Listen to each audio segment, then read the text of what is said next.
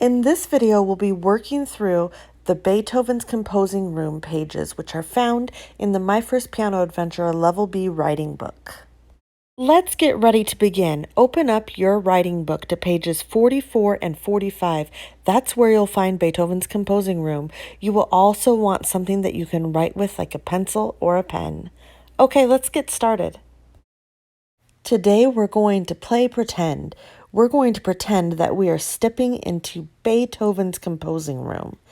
If Beethoven had a composing room, it would be the place where he wrote all his music. Another word for writing music is composing. So let's imagine that we're standing there and we look all around and all of the things that we might see. On these 2 pages, we're going to review things that we have learned already in this level. Each of these numbers has an item that we're going to talk about. Let's get started. We'll begin with this clock, number 1. Do you see the symbol that is at the bottom of the clock? What is that symbol called? Do you remember? It sounds kind of like trouble, but it's treble. That is the treble clef sign. Moving on to number 2. Do you know what this note is called? If you have trouble remembering, this is the note that has whiskers like a cat. I'll draw my little cat while you think about it. Do you remember what note this is? This is C. Moving right along to number 3. This one's pretty easy. A staff has 5 lines. And number 4 is related to that one. If a staff has 5 lines, it has 4 what between those lines? Did you say spaces? The answer is spaces.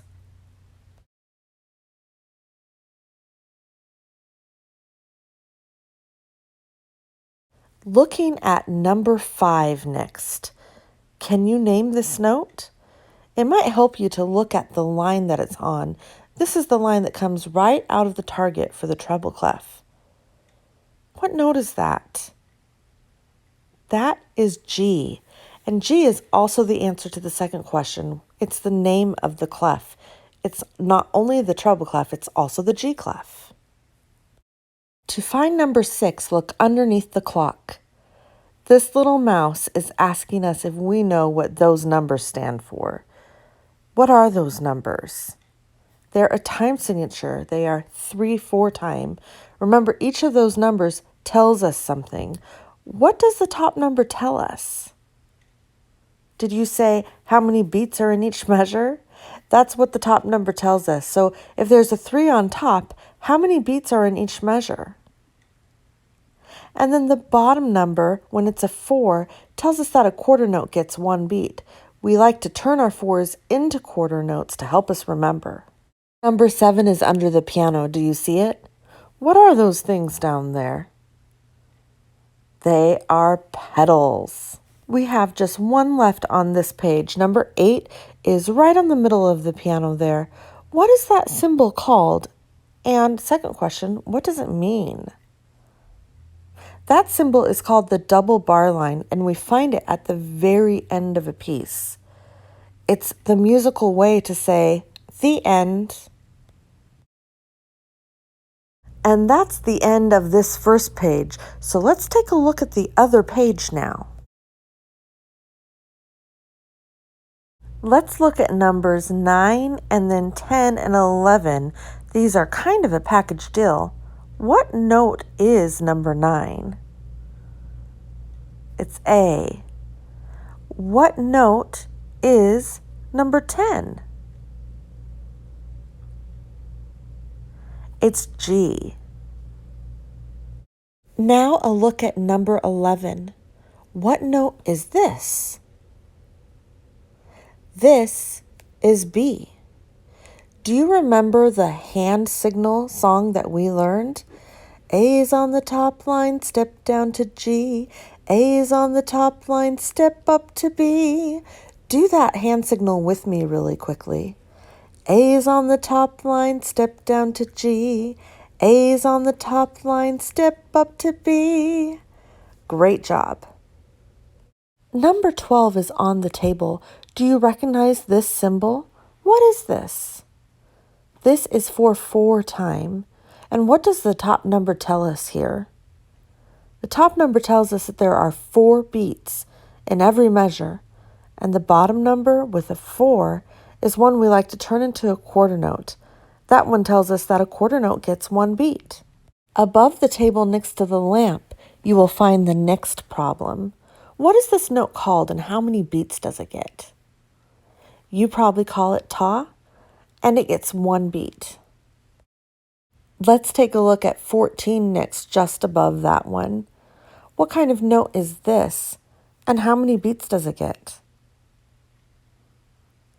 The official name for this is a half note. Sometimes we call it a ta, and it gets 2 beats.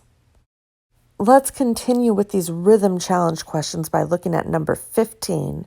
What kind of note is this, and how many beats does it get? Well, this note is a combination of 2 things. It's a half note, just like the one we just did, but it has a dot after it. So we call it that. We call it a dotted half note, and it gets 3 beats. Moving on to number 16. What kind of note is this, and how many beats does it get? This one is a whole note, right? And it gets 4 beats.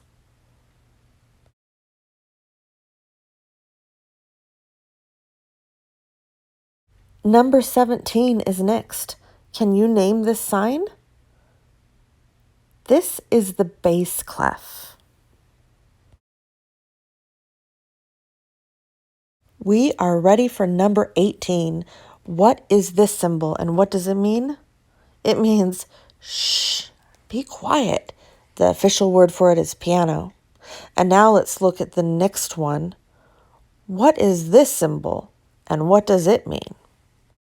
Okay, we have made it to number 20. This is the last thing we are looking at in Beethoven's composing room. What does this symbol mean? MF. It has the F for forte in it, so it means moderately loud. You did it. You went through and reviewed all of the signs and symbols that were on these 2 pages. Great work. I'm giving you a check, star, plus, and a big smiley face at the top of your paper. That is the end of this writing book lesson. Thank you for watching.